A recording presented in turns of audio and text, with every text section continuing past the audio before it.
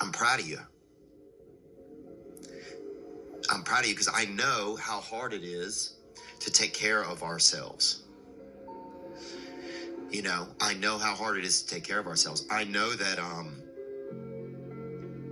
for me, I never wanted to take care of myself because if I took care of myself, then I was doing somebody else's job. Instead, I just always wanted to show you how much I was hurting. And so starting to take care of myself was doing the opposite of that. And it was the opposite of the whole thing that I'd ever oh, you're going to see, when you look at me, you're going to see how much I hurt, you know? And starting to take care of myself is a total opposite of that. People go, what's your biggest fear in life? And my biggest fear, honestly, was, let's say this. Let's say, I don't care if you believe in God or not. I don't care. So let's just play a game with me. Let's say you're God. And we have a big fucking long line of people. And I made it to heaven. I'm 75 years old. I'm 300 pounds. I made it to heaven. I worked for Ecolab my entire life, spraying for cockroaches. That's what I did. But I'm dead. I'm in heaven now. And you're judging us all now.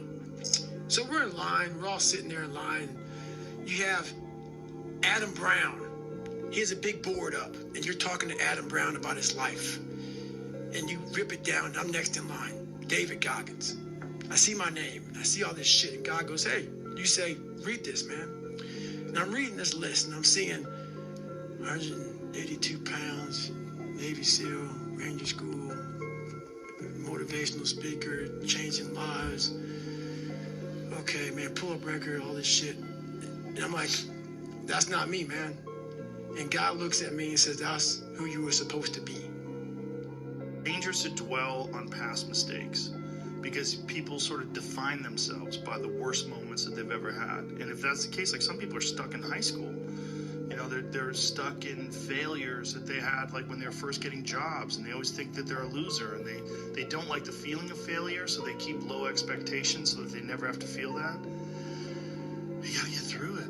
You gotta get through bad feelings. You gotta get through failure.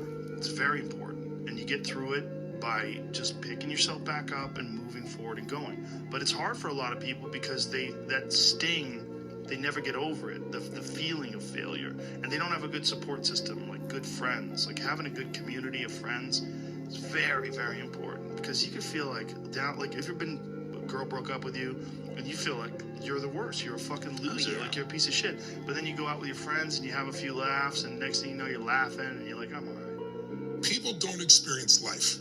They experience the life they focus on. Right. So right now, if you're happy, you are deleting all the things you could be pissed off about, or frustrated, or worried about in the world. Yeah. If you're unhappy, you're deleting all the things that are great in your life. Wow. And our brains delete and they distort and they generalize. So if you don't direct it, you get whatever shows up. What's wrong is always available. What's wrong in the world, it's always available. What's right is also available. It's just which one you pick.